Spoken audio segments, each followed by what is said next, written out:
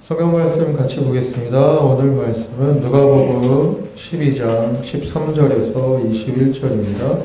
우리 목사님 말씀 전해주시겠습니다. 오늘 한 회사가 있었습니다. 이 회사가 어떤 굉장히 큰 경영난을 겪게 되었습니다. 회사에 이제 존폐의 길에 섰습니다. 대표이사가 전 직원을 모아두고 일장 연설을 시작합니다. 우리 회사가 굉장히 위험합니다. 이제 우리 회사가 망할 수도 있습니다. 이제 우리 허리띠를 졸라매고 우리가 전부 희생하는 마음으로 우리가 아주 그냥 굉장히 각오를 하고 우리 하나가 되어서 이 회사를 살려야만 됩니다. 라는 일장에 이제 연설을 해가고 있습니다. 굉장히 그걸 듣는 직원들로 비장한 가오겠죠. 그 회사의 입장을 생각하면서 대표이사가 어떤 의도로 그런 말을 하고 있는지 알고 있을 것입니다. 근데 그렇게 이 사장이 이렇게 연설하고 있는 가운데 잠깐 쉼표, 잠깐 연설 중지하는 그 타임에 어느 한 직원이 손을 번쩍 들더니 사장님! 근데 이번 주에 들어오기란 그 복지 포인트는 언제 들어옵니까? 딱 물어봐요. 그리고 지난번에 그 휴게실에 있는 그 커피 브랜드 바꿔주겠는데 더 단맛이 더 나는 그 브랜드 커피를 바꿔주겠는데 그거 언제 바꿔줍니까? 라고 질문을 한 직원이 했다고 합시다. 여러분 이런 상황이 어떻게 들립니까? 이런 사람을 우리는 특별히 당나귀 사오정이라고 합니다. 전혀 지금 분위기 흐름에 맞지 않는 질문을 하고 있는 거예요. 지금 이 사장은 회사의 어떤 흥망성쇠, 존폐가 달린 본질에 대해서 엄숙한 분에서 얘기하고 있어요. 근데 이 직원은 당장 자기 주머니 속에 들어올 포인트라는 분기, 그리고 달콤함, 이런 현실을 가지고 앞으로 회사의 미래에 대한 사장 연설을 덮어버리고 그 사람의 마음은 거기에만 가 있어요. 그래서 저는 이런 상황이 실제로 연출될 가능성은 거의 없지만 제가 그냥 만들어낸 말이긴 하지만은 만약에 이런 상황이 연출된다면 우리는 그런 직원을 굉장히 욕하고 비난할 것입니다. 근데 중요한 거는 그런 직원이 바로 우리들이라는 사실을 아십니까? 에이, 목사님 왜 그러십니까? 아닙니다. 우리들입니다. 또한 오늘 본문에 나오는 예수님께 질문한 어떤 한 사람에 해당이 됩니다. 왜 그런지 아십니까? 지금 이 예수님께서 오늘 12장, 일단은 여기 12장 가운데 있는 거기 때문에 12장의 전체의 흐름을 보면은 어떤 설교를 하셨습니까? 일단은 이 사람이 질문한 내용이 뭐죠? 선생님, 내 형을 명하여 유산을 나와 나누게 하소서. 이렇게 질문을 합니다. 근데 이렇게 했다는 얘기 뭐냐면 이 사람이 예수님에 대한 신뢰가 있었다는 얘기예요. 그리고 이 사람의 형도 여기 나오지 않았지만은 예수님에 대한 신뢰가 있었다는 얘기예요. 왜냐하면은 형한테 직접 재판만 해달라는 얘기 아니라 형한테 명해서 야, 너 동생한테 좀 재산 좀 더 줘. 라고 명하여 주소라고 했다는 얘기는 이 형제 자체가 예수님을 메시아로까지 믿었는지 안 믿었는지 알 수는 없지만 적어도 예수님에 대해서 굉장히 신뢰감을 갖고 있었다. 이 얘기는 이 사람들이 예수님에 대한 설교에 계속 들어왔다는 얘기예요. 그러면은 예수님에 대한 설교가 어떠한지를 이 사람은 알고 있었을 거란 말이에요.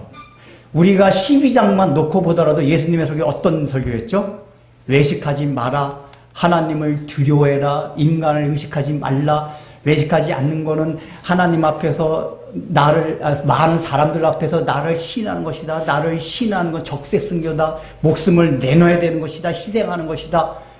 굉장히 비장하고 우리가 들을 때 너무 힘들고 어려운 그 하나님의 나라에 관한 생명과 영생에 관한 진리의 말씀을 계속 해주고 있었어요.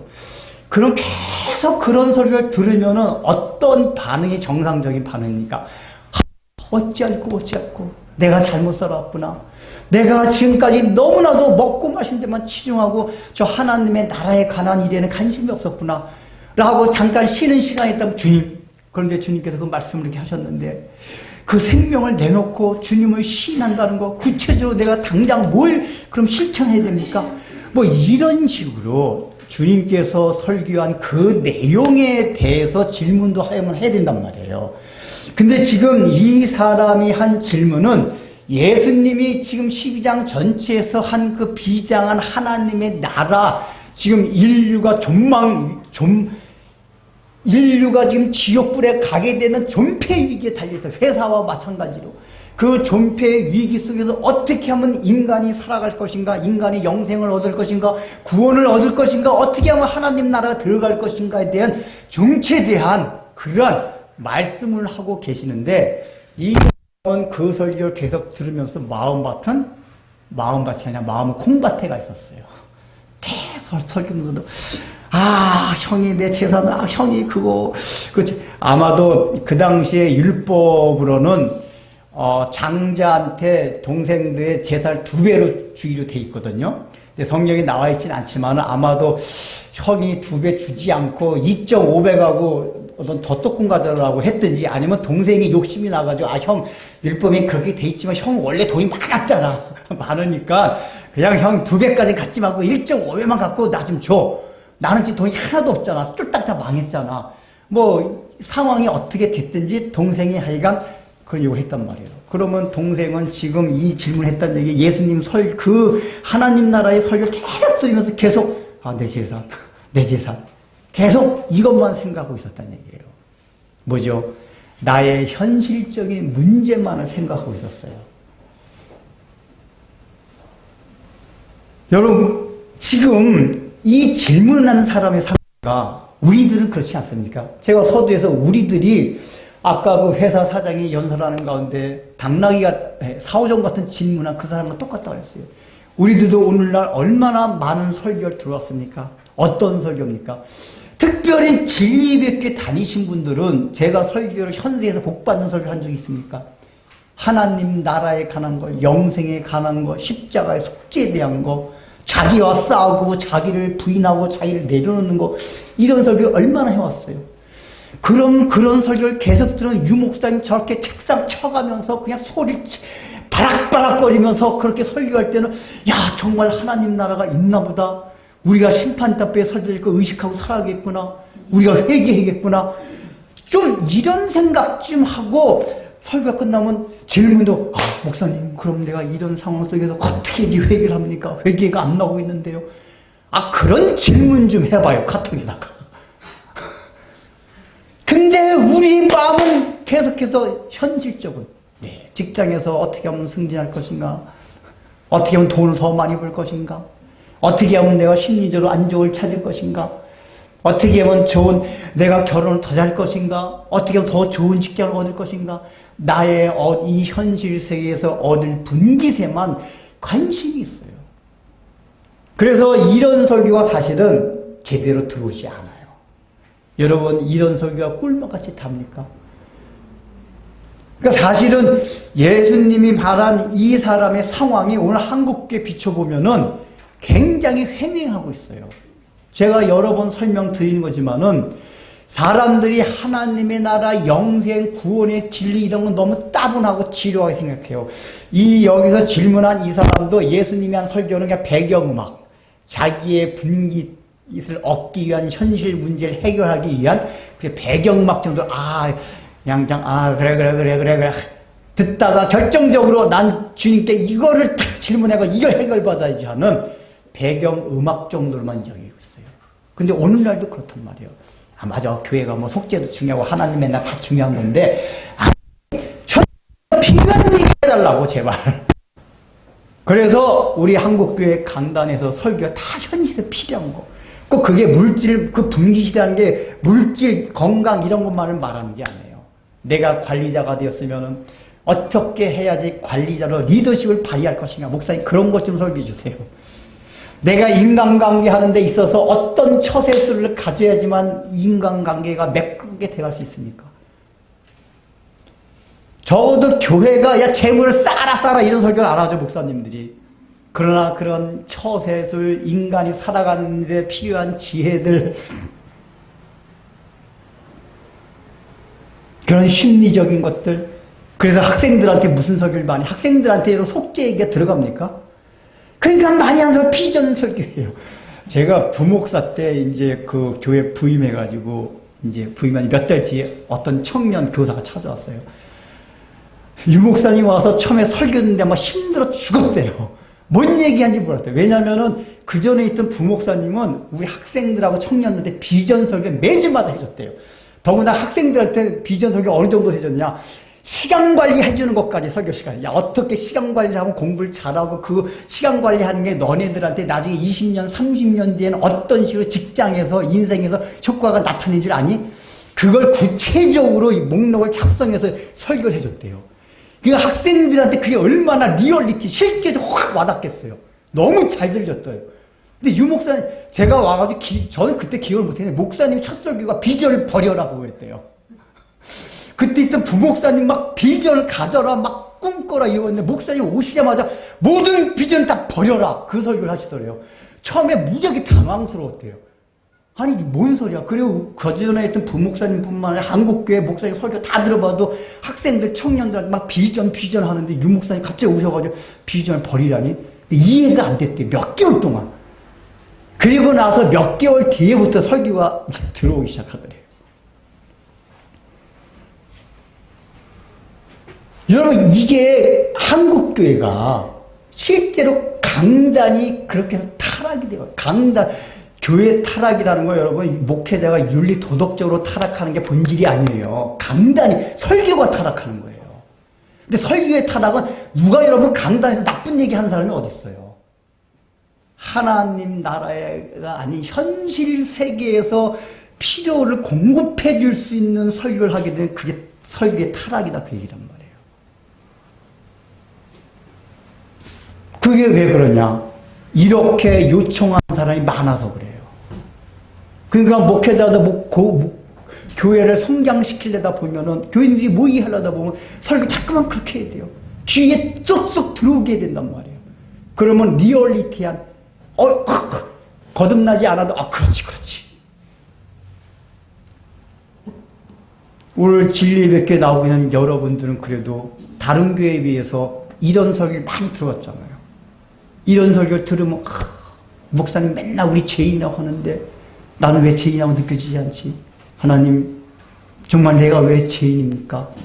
이런 데서 한번 심사숙고해서 생각해보고, 정말 내가 지옥불에 떨어지면 그런 죄인이었다고 하는데 그게 저 실감이 안 되는데요, 하나님. 왜 실감이 안 됩니까? 이런 진리 문제를 가지고 좀 고민하고, 그런 거 질문하고, 그렇게 자기를 부인한다고 하면 자기 부인이 안 되면 그것 때문에 자기가 사도 바울이 말했듯이 피 흘리기까지 한번 자기를 부인하기 위해서 싸우고 그냥 얘기해요. 그건 그거고. 그렇게 그 말씀대로 싸우고 고민하고 하다 보면 이런 설교가요 엄청나게 잘 들려요. 제가 언젠가 얘기했지만 로마서 강의를 안 하는 이유가 있어요. 로마서 얘기하면 다 좋을 것 같아요. 우리 관심도 없는 얘기, 저거 죄와 싸우고, 그냥, 그런 거 말고요.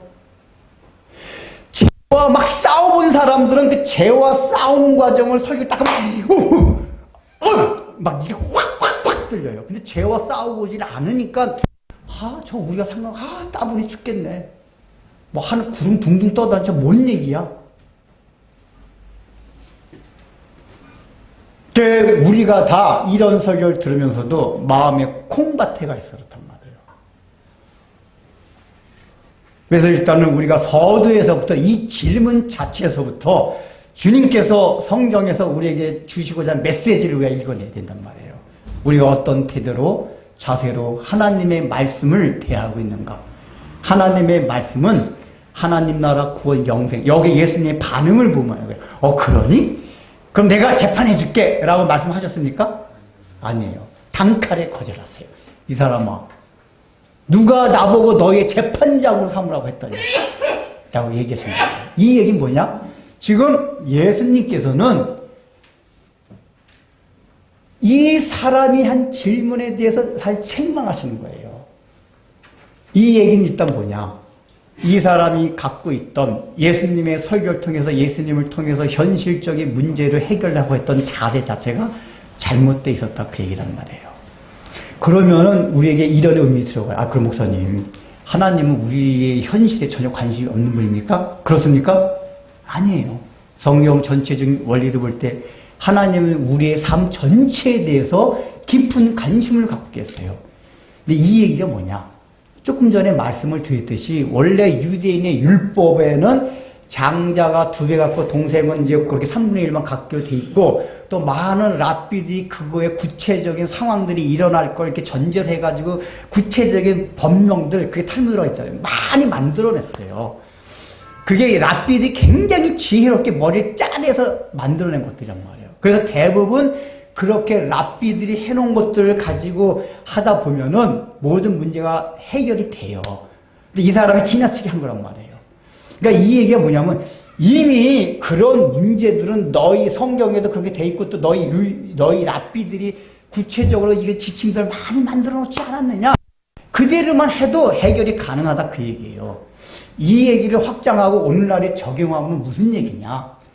하나님이 오늘날 우리가 현실을 살아가면서 현실적으로 필요한 모든 것들은 하나님의 창조 질서 안에 이미 다 알려줬다 그 얘기예요.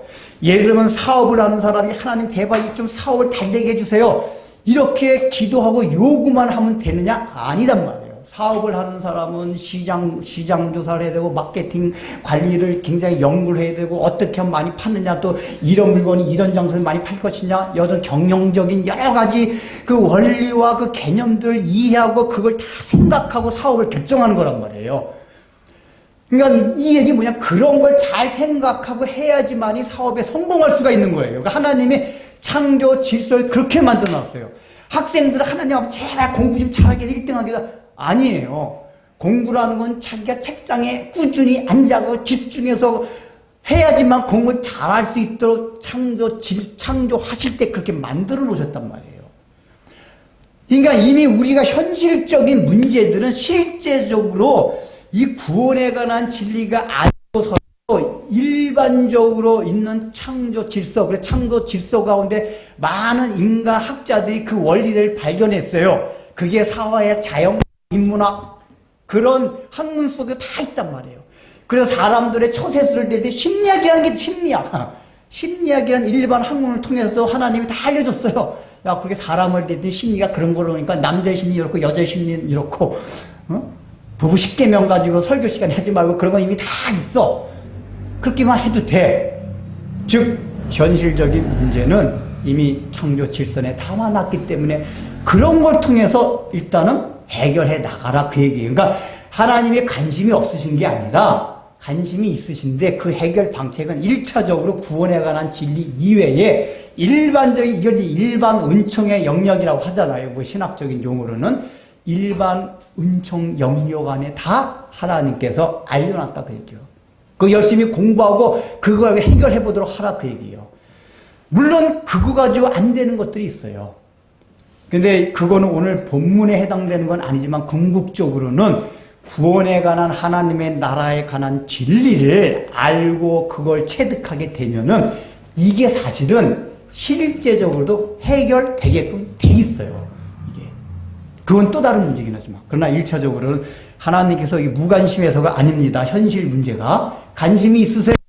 그러나 이미 우리가 살아가는 세상의 창조 질서 속에 알려줬기 때문에 그거 가지고도 하라 그래요. 그리고 너희가 교회에 와서는 내 앞에 와서는 그런 거 가지고 좀 자꾸만 하지 말고 하나님 저도 교회 와서는 딴 거 들으려고 하지 말고 하나님 나라에 관한 것 좀 들으려고 좋은 거 되라고 해. 교회 와서도 시사 얘기 좀 해주세요. 목사님 뭐 처세들 이런 거 비전 얘기 해주세요. 이런 거 좀 하지 말고 구원에 관한 게 뭔지 죄가 뭔지 심판이 뭔지 이런 거 좀 듣고 싶어요. 라고 교회 오란 말이에요. 교회 와서까지 그런 걸 들으려고 하지 말고.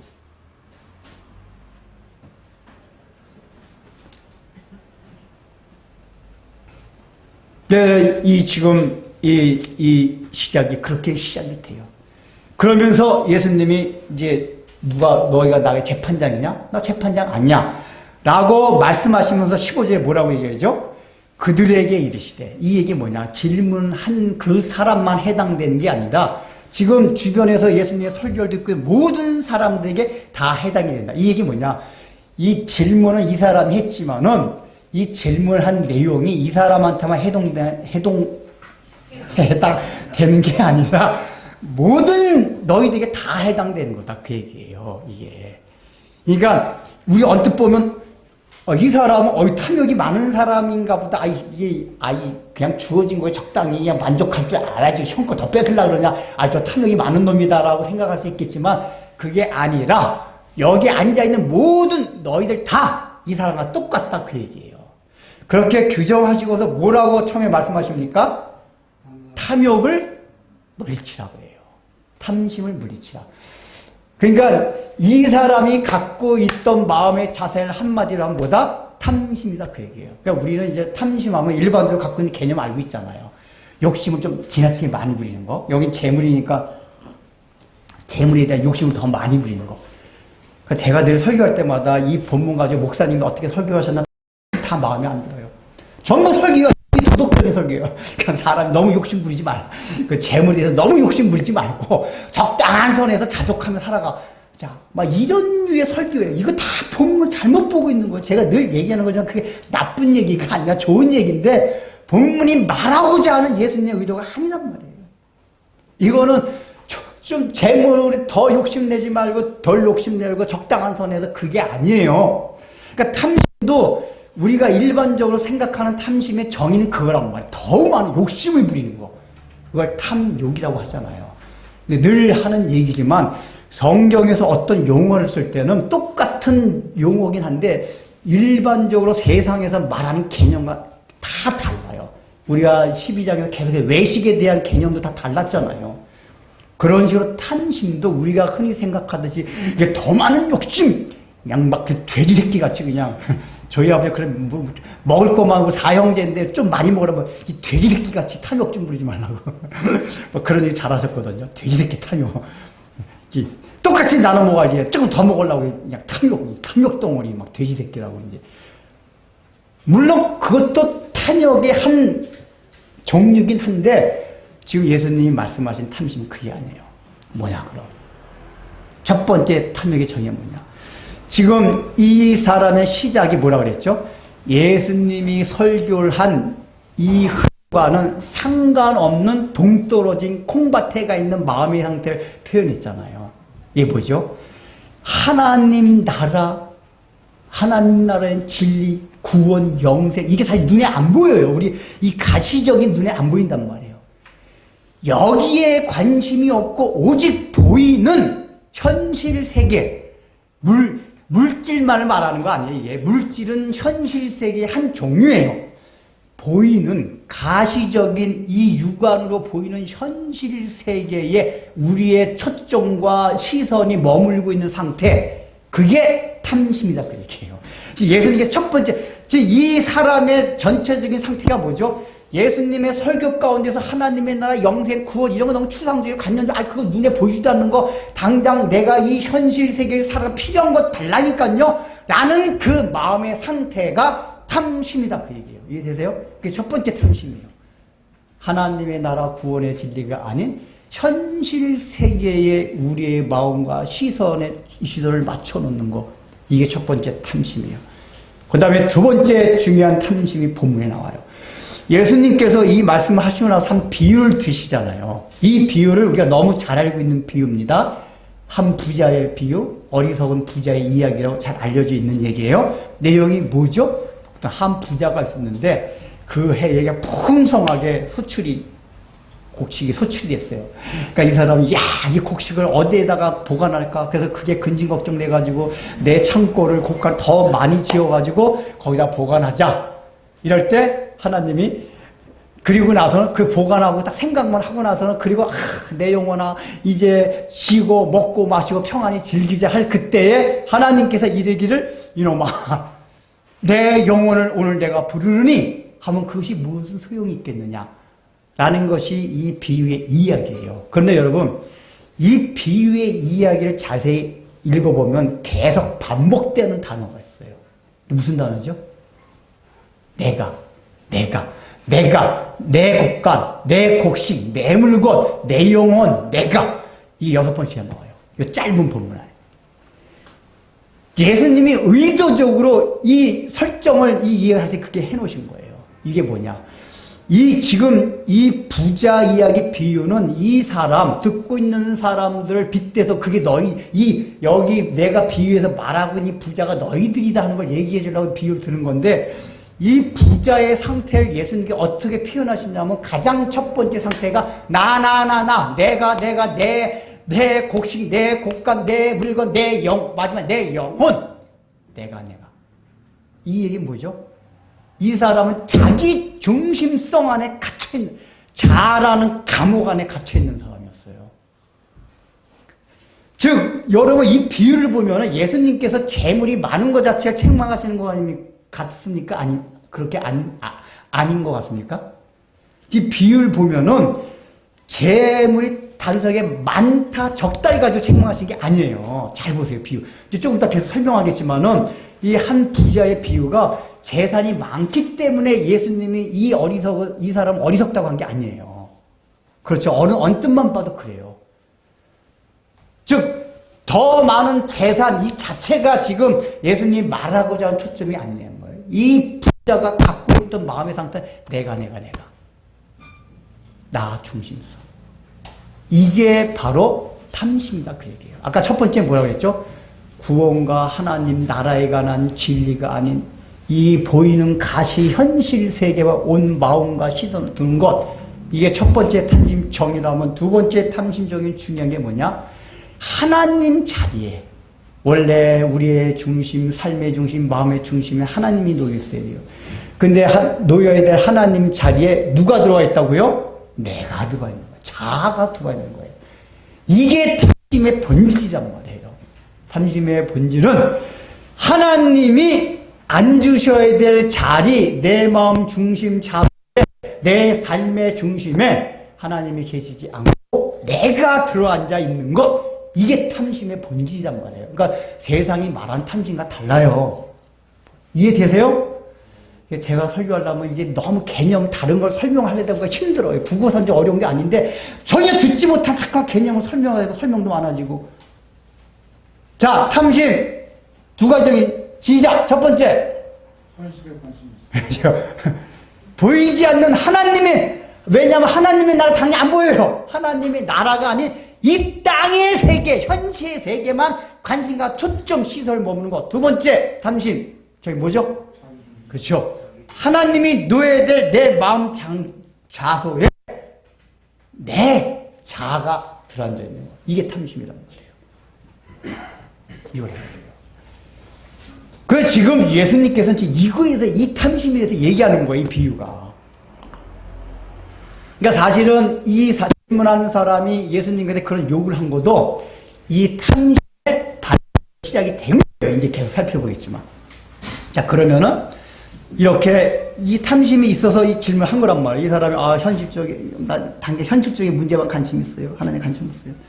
그리고 오로지 모든 게 다 자기 중심적이에요. 자기 중심적. 이제 마지막에 결론 부분에 하겠지만은 이게 자기 중심의 발로 해서 어떻게 그걸 해결할 것인가. 저거 다 결론 부분에 할 거예요.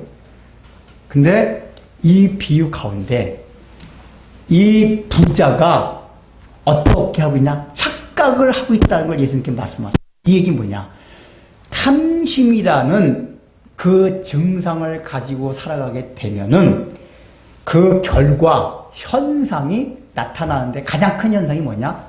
인생을 착각하면서 살아간다 그 얘기예요. 왜냐, 예수님께서 이 부자의 예에서 이 부자가 착각하고 살아가요. 그래서 그러니까 예수님께서 이 비유를 통해서 우리에게 알려주시고자 하는 게 뭐냐? 탐심을 가진 사람은 늘 착각하며 살아간다 그 얘기예요. 착각하며. 이 흐름을 이해 잘 하셔야 돼요. 착각해요. 그러니까 사실은 우리가 인생을 착각하면서 살아가기 때문에 인생이 사실은 공고한 거예요. 무슨 착각을 하고 있냐? 오늘 본문을 보면 세 가지로 착각을 하고 있어요. 이 부자가 착각하고 있는 게. 첫 번째 착각은 뭐죠? 주권에 대한, 소유에 대한 착각이에요. 그러니까 이 사람이 뭐냐면, 일단 여러분, 이 부자가 많은 소출을 풍성하며 그랬잖아요. 그러니까 여러분, 이 부자가 지금 돈이 많이 생기고 곡식을 한 거는 로또가 당첨된 게 아닙니다. 뭐 주식 어떤 거 사가지고 뭐 대박 쳐가지고 엄청 돈을 번 게 아니에요. 어떻게 돈을 벌었다? 적어도 농사에서 소출이 풍성하다는 얘기는 물론 그 이게 자연 환경도 있지만 일단은 농사만큼 정직한 직업이 없어요. 땀을 흘린 만큼 소출이 많아지는 거예요, 이 농사는. 그러니까 소출이 많아졌다는 얘기는 이 사람이 굉장히 열심히 부지런하게 일을 해서 돈을 모았다 그 얘기란 말이에요. 나쁘게 본 게 아니에요. 그러니까 예수님이 지금 이 사람의 돈을 모은 가정도 얘기하는 게 아니에요. 이 사람이 열심히 건전하게 건강하게 돈 모았어요. 자, 돈을 모은 다음에 한 게 뭐죠? 돈을 많이 모았어요. 그러니까 내가 작년에 그 지어놨던 창고 가지고 올해 이거 곡물이 너무 많아져서 뉴스 없는데 그래서 이거 창고를 어떻게 더 크게 지고 더 크게 질 뿐만 아니라 그 농산물 이거 한 몇 년간 보관할 건데 보관이 이렇게 썩지 않게 하려면은 뭐 온도 어떻게 맞춰 어떤 창고를 지을까 막 한단 말이에요.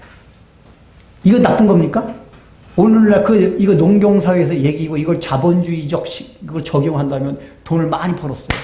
그 은행에 딱 이게 돈을 증식하는 방법. 은행에 넣으려니까 이자가 1.2% 맞나? 1.2%만 되네. 그러니까 뭐 투자 상품 5.6% 되는 거 있대. 그걸 받고 누구 얘기가 그거 막 삼성전자 주식만 사두고 배당만 받아도 5점 몇 %야. 주식이 배당이 뭐 7점 몇 % 되고 그러기 때문에요. 그 주식 그냥 사놓고 평생 물려줘 자식들한테. 그러면 은행 이자보다 몇 배 좋아. 이런 식으로 우리가 자본주의 사회에서 내가 열심히 일해서 번 거를 이렇게 재산 증식을 해나가는데 막 지혜를 굴려요. 그 인간의 지혜예요. 나쁜 건 아니에요. 자본주의 사회에서는 또한 재산을 증식하는 방법이기도 해요. 지금 이 부자가 그렇게 하고 있다 그 얘기예요. 오늘날 우리도 그렇게 하잖아요. 그걸 나쁜 놈이라 그럽니까? 안 그래요. 안 나쁜 놈이에요. 정당에 벌어가지고 열심히 번 거 어떻게 하는 게 더 증식할 것인가? 나는 그거 필요 없어. 그냥 은행에 넣을 1.2% 필요 없어. 그냥 나 벽장에다 넣을래. 그런 사람 있습니까? 어리석다 그래, 그런 거죠? 아주 이 사람은 지혜롭게 하고 있어요. 인간의 삶에서 아주 지혜로운 거예요. 근데 이 사람이 뭐죠? 이 사람 여기 한 거 보면은 내가 즉 이걸 내가 열심히 일해서 거둔 곡식이기 때문에 내 것으로 생각하고 있단 말이에요. 그게 소유, 주권에 대한 착각이에요. 이게 재물이기 때문에 소유라고 말할 수 있지만 이게 소재가 넓어지고 이게 재물뿐만 시간, 건강 모든 게 다 원래 내 게 아니라 누구 거다? 하나님 거예요. 그러니까 내가 열심히 일해서 얻었다고 해가 여기는 재물인데 이 재물을 내 것으로 생각하는 게 착각이다. 그게 네 거니? 내 거다. 제가 누누이 말하는 게 있잖아요. 우린 재물, 건강, 시간뿐만 아니라 제가 성격까지도 내 거다? 여러분 좋은 성격, 착한 성격 내 거다? 하나님 거다? 하나님 거예요. 그래서 제가 나쁜 성격 가지고 욕하고 비난하면 안 된다. 그게 네 거냐? 하나님 거란 말이에요. 그러니까 하나님 거에 흘려보내려면 나쁜 성격에서 좋은 성격은 원래 희생을 해야 되는 거예요. 좋은 성격 가진 사람들이요. 여러분은 나쁜 성격을 위해서 태어난 겁니다. 그거 가지고 까불지 마세요. 근데 우리는 다 주권에 대한 착각을 했어요. 하나님이 주인이에요. 우리에게 주인 인생을 살아가면서 주신 모든 것들이 다 하나님 거예요. 내 게 아니에요. 여기에 대표적으로 재물을 예를 든 거예요. 그러니까 두 번째 착각은 뭐죠? 평안에 대한 착각이에요. 이 사람의 마지막에 뭐죠? 딱 콧간에 딱 쌓아두고 재산 증식을 내 모아둔 재산이 새어나가지 않게 보험 상품으로 해두면 쉬자, 먹고 마시고 즐겁게 누리자 그랬잖아요. 지금 뭐죠? 이 사람은 내가 곳간에다 많이 잘 모아놓고 좋은 창고를 지었기 때문에 잘 쉬고 먹고 마시고 평안할 것으로 생각하는데 그게 착각이다 그 얘기예요. 착각이에요. 평안의 착각. 행복의 착각. 우리 인생이 얼마나 크게 살아갑니까? 그전에는 요즘도 돈이 가장 우리의 평안을 줄 수 있는 것으로 생각하는 가장 큰 착각이긴 해요. 요즘도 그렇지만 요즘 젊은이는 돈보다도 시간의 여유, 저녁 있는 삶? 그게 여러분 우리에게 평안을 줍니까? 개뿔! 착각! 어리석은 인간들이요.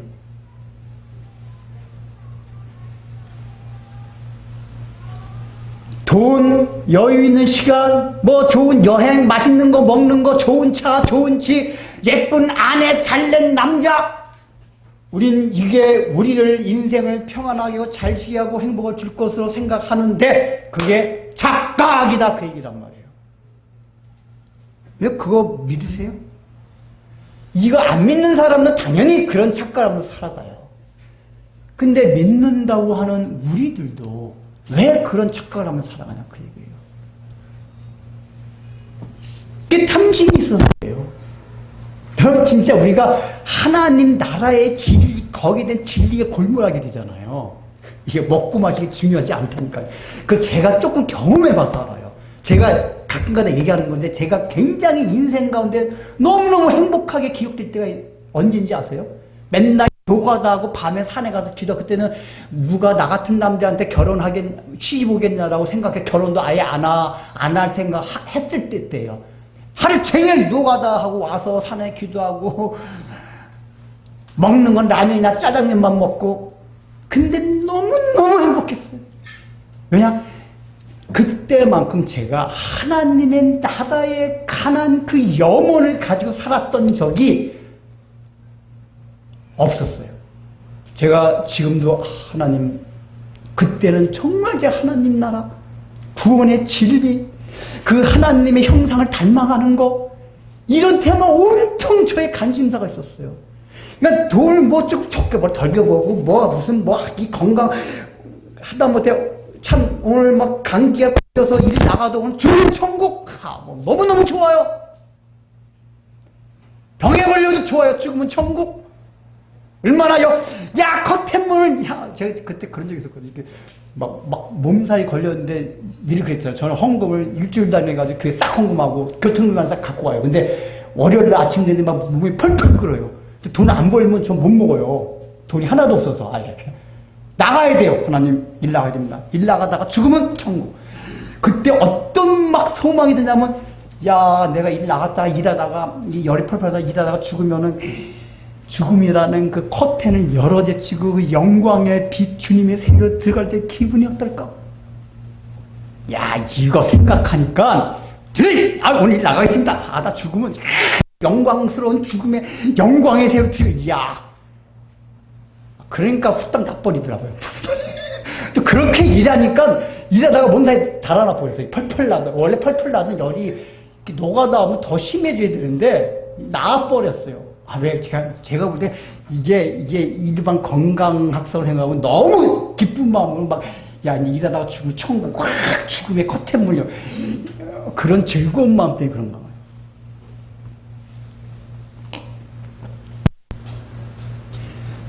그 탐심이 없으면, 그 하나님 나라 진리 구원에 관한, 영생에 관한, 하나님의 형상을 닮아가는 하나님의 나라를 이 땅에 세우는 여기에 우리의 관심사가 있게, 그 탐심이 없어지는 거예요. 그 탐심이 없어지면 어떤 착각하게 되는 거예요.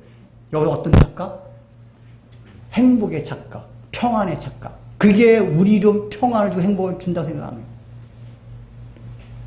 예쁜 여자하고 결혼한다고 행복해질 것 같아요? 어림도 잘난 멋있는 남자하고 결혼해보면 맨날 저 남자 바람 필까 안 필까 고민해요. 너무 남자가 잘나고 그런데요. 처음에 좋은데 지금 여자들이 하도 따르니까 어디 나가기만 하고 걱정이 된대요. 어디 바람 피고 들어온 거 아니야. 행복? 개뿔.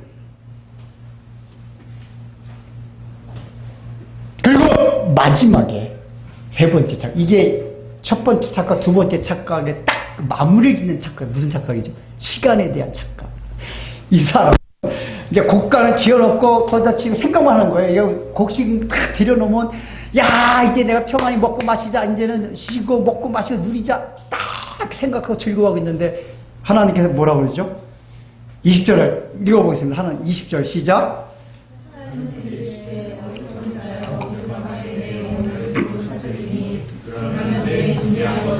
예, 이 사람은 어떻게 생각하세요? 천년만년 살면서 생각. 돈도 모아놨겠다. 창고도 잘 지어놨겠다. 천년만년. 근데 하나님께서 뭐예요? 오늘 밤에. 오늘 밤! 내일도 아니고 오늘 밤에 내 영혼을 도로 찾으리니. 그러니까 우리 인생은 늘 어떤 착각을 살아가냐면 시간이 우리 학생들 너희들 뭐 엄청 오래 살 것 같지? 50살 되면 한참 걸릴 것 같지? 목사님 나이 금방 지나가. 그리고 죽음이라는 게 금방 우리 앞에 옵니다.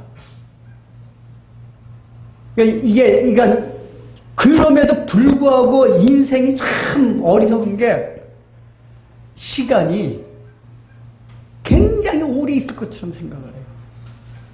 내가 시간을 조절할 수 있을 것처럼 착각을 해요. 아니에요. 시간은 내 마음대로 조절할 수 있는 게 아니에요. 그러니까 이 얘기 다른 말로 말하면 종말에 대한 의식이 없이 살아간다 그 얘기예요. 사람들은 이 인생이라는 주어진 70년, 80년, 100년 요 세계가 끝이라고 생각해요. 근데 그렇습니까? 아니에요. 그 뒤에 이어지는 영원한 시간, 영원한 세계가 있어요. 근데 요 인생 가운데 있는 시간으로만 한정돼서 여기서만 살 것처럼 하는 시간의 착각 속에서 살아간단 말이에요. 그러니까 현실 세계에만 눈이 쏠릴 수밖에 없어요. 우리 믿는 사람도 마찬가지잖아요. 여러분 제가 늘 얘기하는 거지만 종말 의식이 없으면은 우리가 이 땅에서 소망을 갖기가 너무 힘들어요. 아무리 뭐 하나님의 고통에 대한 하나님의 섭리 어쩌고저쩌고 설명해도 아주 고통스러운데 근데 그거를 해결하는 궁극적인 종말 의식. 곧 하나님의 심판이 온다. 내가 이 고통도 영원히 지속되는 게 아니라 이 땅 위에서 뿐이다. 그걸로 끝난다. 그때 심판 때 하나님께서 잘했다. 나의 칭찬. 너가 그렇게 어렵고 고통 가운데서 눈물 흘렸는데 내가 그 눈물을 닦아줄게. 야, 그 주님께서 닦아줄 눈물을 생각하니까 이 땅에서 눈물 흘리는 게 너무 즐거워요. 내가 눈물을 흘리지 않는다면 주님께서 그때 닦아줄 눈물이 없다면 내가 얼마나 그때 황당할까. 그 종말 의식을 생각할 때 이 땅에서 내가 당하며 내가 억울함 때문에 내가 희생하는 것 때문에 흘리는 눈물들이 감사해요. 그 종말 의식 때문에. 근데 일단은 아예 안 믿는 사람은 그런 의식 전혀 없죠. 죽으면 끝이지. 제가 이게 변증적으로도 여러분 사후의 세계가 있는 게 이런 거 설명을 적어도 여러분 걸 믿는 사람들이니까 우리가 이 땅 가운데서 시간이 한정없이 흘러가는 게 아니다. 영원처럼 살 것처럼 착각하지 말라고. 여러분들 만약에 오늘 밤에 하나님께서 내 생명을 거둬가시든지 아니면 오늘 밤에 예수님이 재림하셔서 우주적중을 구하든지 그러면 오늘 하루 어떻게 사실 거예요? 당장 그렇게 된다면 오늘 조금 이따 어디 막 즐기고 먹고 마시면 그거 그냥 확 달아날걸요? 안 그래요? 여러분 사실 이런 시간적인 문제도 우리가 좀 신중하게 생각해야 되는 게 우리 생명이 이제 언제 하나님이 불러줄지 몰라요. 제가 이제 가끔가다 깜짝 놀라는 게 그전에 그게 흔한 건 아닌데 자다가 심장마비 걸려서 죽는 사람도 있어요. 그게 저는 이제 그전에 나이 든 사람이거나 뭐 심장 쪽 어떤 질환이 사람들이 그런 줄 알았더니 그게 아니라 아무 이유가 없고 의사들도 모른대요. 저도 실제 젊은 사람인데 자다 아침에 일어나니까 죽어 있어요. 그 부모가 그때 그 중학생아 어떤 깜짝 놀랐죠. 얘가 심장 질환이 있었던 것도 아니고 왜 죽은지 몰라. 그냥 심장이 멎은 거예요. 원래 심장이라는 게 5분 이상만 멎으면 육체적인 생명은 끝나는 거잖아요. 제가 이제 그런 거 듣고 나서는 아침에 일어날 때 무슨 감사하나요? 하나님, 오늘도 어젯밤에 데려가지 아니하시고 생명을 허락하심을 감사합니다. 여러분, 우리가 살아가는 하루하루가 얼마나 귀한 건지 아세요? 하나님이 오늘 밤에 심장마비로 데려가실 수도 있어요. 또, 여러분 그 사건, 사고 보면 알잖아요. 그 전에 신한은행 그 직원들이 탁 식사 후에 도로변에서 커피 마시고 있는데 그 어떤 기사가 그냥 버스 기사가 차 돌진을 해가지고 그냥 사람을 순식간에 죽인 일들이 있었잖아요. 그런 사고 당할 줄 어떻게 알아요? 그 전에 저희 좌회전 신호 다 한 바퀴 좌회전 신호인데 저 뒤에서 덤프 소리 엄청 오더라고요. 근데 또 졸고 있는 것 같아요. 이게 그게 덤프가 그냥 그대로 붙이면 정말 가는 거예요. 이게 왜 조그만 차승에. 그래서 제가 한밤중에 옆에 차를 싹 비켜놨어요. 덤프가 그대로 확. 다행히 저쪽 차가 없었으니까 막, 야, 그게 만약에 내가 거기 그 차선에 있었으면 그냥 대형 사고 돼요. 여러분, 우리가 사고도 어떤 사고, 언제, 내가 조심해도 누가 뒤에 와서 어떻게 받을지 어떻게 알아요? 몰라요.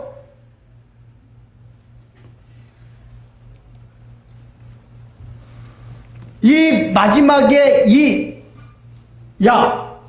어리석은 자야. 하나님께서 이 부자인데 어리석은 자야. 내 영혼을 오늘 밤에 내가 찾으리니 너가 준비한 것이 누구의 것이 되겠느냐.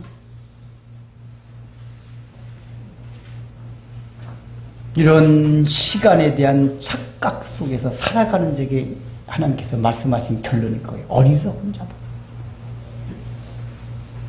어리석다는 거는 우리가 살아가면서 이 사람이 세상처럼 얼마나 지혜로운 자였어요. 열심히 일하고 부지런히 땀을 흘리고 그렇게 모아놓은 재산을 아주 지혜로운 방법으로 합법적으로 증식을 하고 얼마나 지혜롭게 현명하게 살아갔습니까? 그러나 하나님의 판단 어리석은 자예요. 왜 그렇죠? 우리 시편 53편에도 어리석은 자에 대한 하나님의 판단이 나옵니다. 어리석은 자여 내 마음에 이르기를 하나님이 없다 하는도다. 하나님이 없다고 하는 사람, 하나님의 나라에 대한 의식이 없는 상태로 살아가는 것. 그래서 이렇게 착각 속에서 살아가는 사람들, 이게 다 어리석은 사람들이에요.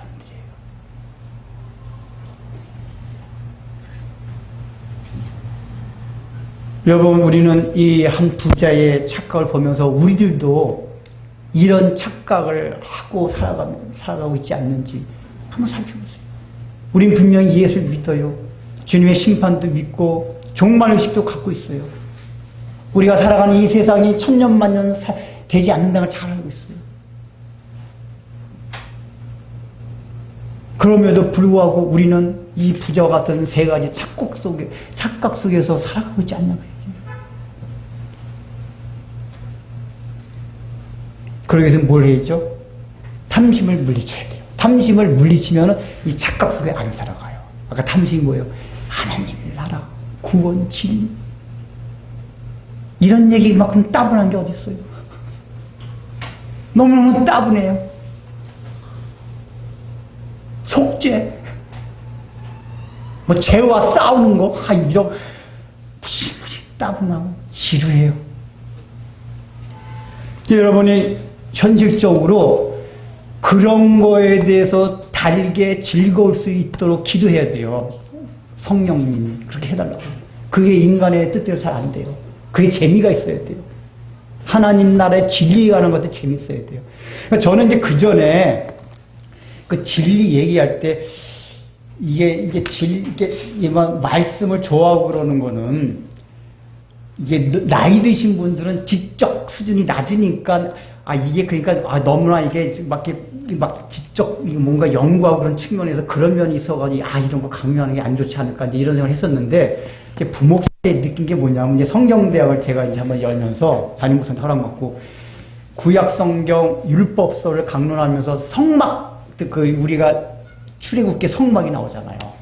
그거를 아주 자세하게 깊게 이렇게 공부. 그때 설교가 아니라 이제 점심시간에 한 2-3시간 되니까 한 적이 있었어요. 저는 젊은 사람들이 많이 올 줄 알았거든요. 나비가 없네. 나비도 그때 알았어. 맨 모여있는 게 할머니들. 제 할머니의 눈이 반짝반짝하면서 듣더라고요. 근데 제가 그 끝난 다음에 권사님도 계시고 집사님 계시는데 집사님, 권사님 제가 이렇게 강의하는 거 다 이해하셨어요. 목사님 하는 게 완전히 이해하지 못하는데 너무너무 좋아요. 이분들이. 왜 그래요? 자기네들은 성경 보면서 성막이 그렇게 궁금했대요. 맨날 성막이 무슨 뜻이지? 근데 제가 완전히 이해 못해도 목사님 그 얘기 주니까 한 가지 말은 너무 좋은 거예요. 그래서 젊은 사람은 관심이 없어요. 성막이 그렇지만 그 예수님의 구속을 한 거라면서요. 그래 놀고 먹고 마시고 그런 데만 관심 없어요. 근데 이 할머니들은 그게 뭐였지? 그러다 지적 수준은 젊은 사람보다 훨씬 낮은데 엄청 이 강의에 대해서 막 흡인력 있고 막 초롱초롱 열심히 들어요. 그러니까 이거는 학구적이냐 학구적이 아니냐 뭐 공부적 이런 문제가 아니에요. 보니까 진리에 대한 갈구가 있느냐 없느냐 그 얘기예요. 진리를 알고 싶어하는 하나님을 좀 더 알고 싶은 마음, 내가 믿는 하나님이 어떤 분인가, 주님께서 약속하신 그 하나님의 나라가 어떤 나라인가, 이거에 대한 궁금증, 갈급함, 이게 없으니까 그런 진리 같은 게 따분하단 말이에요. 먹고 마시는 거가 좋지.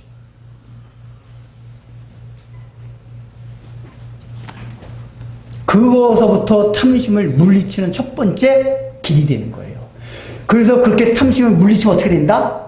착각 속에서 점점 벗어나는 길이 되는 거예요. 그 문제. 이해되세요? 이 흐름을?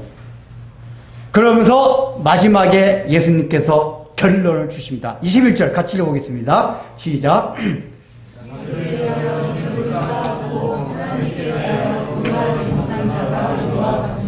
그럼 봐요.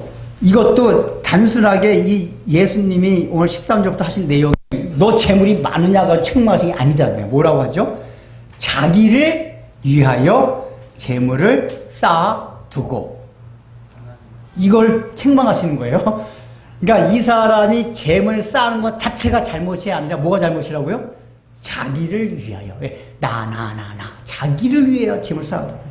그래서 어떻게 방향을 틀어야 된다? 하나님께 대하여 부요하라 그 얘기예요. 부요하라. 그럼 여러분, 하나님께 대하여 부요하다는 얘기, 이게 언뜻 보면 쉬운 것 같은데 또 자세히 따져보면 헷갈려요. 그죠? 여러분 말해보세요. 하나님께 대해 부요하다? 왜냐하면 이런 말이 일상에서 잘 안 쓰이는 말이야. 무슨 말이에요? 하나님께 대해 부요하다? 이걸 언뜻 들으면은, 하나님으로 내 부요함을 삼겠다라는 뜻으로 생각할 수 있는데, 포함되긴 한데 정확히 그 뜻은 아니에요. 하나님으로 나의 이렇게 부요함을 삼고 살아가겠다. 이게 딱 들어오죠. 근데 하나님께 대하여 부요하다는 건 뭐냐? 방향성을 말해요.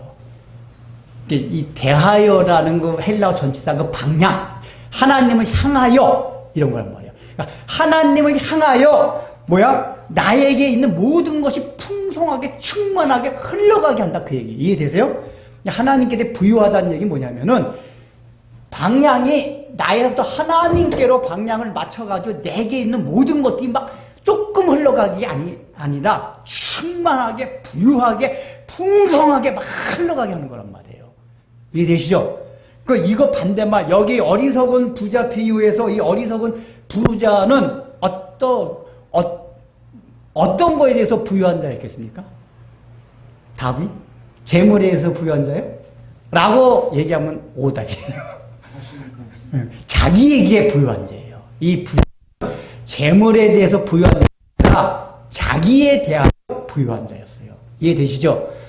재물은 자기에게 부유했기 때문에 이 사람은 인생에 있는 모든 것들이 온통 어디를 향해요? 자기에게로 충만하고 풍성한 모든 거 다 자기에게로 향해. 막 그게 풍성해요. 그러니까 어떤 사람들은 자기에게 있는 것 중에 반쯤은 그래도 자기에게만 향하게 하지만 뭐 이웃에게도 향하고 하나님에게 향하고 이러는데, 이 부자는 아주 충만히 100% 부유하게 풍성하게 모든 것을 자기에게로만 향하겠단 말이에요. 아주 자기에게 엄청 부유한 자였어요. 충만한 자였어요. 근데 그 반대, 하나님께 대하여 부유하라. 이게 뭐냐? 오늘 이 소재는 재물이에요. 그러니까 첫 번째, 재물도 하나님께 대하여 부유하다는 얘기 뭐죠? 재물이 적든지 적으면 적은 대로 많으면 많은 대로 뭐죠? 그거를 하나님을 향하여 흘려보내게 하라 그 얘기예요. 나를 위해서 이 재물을 흘러가게 하는 것이, 나한테 흘러가게 하는 것이 아니라 하나님과 이웃과 하나님의 나라를 이한 곳으로 흘러가게 하라 그 얘기예요. 그렇다면 이 재물은 한 소재라 그랬잖아요.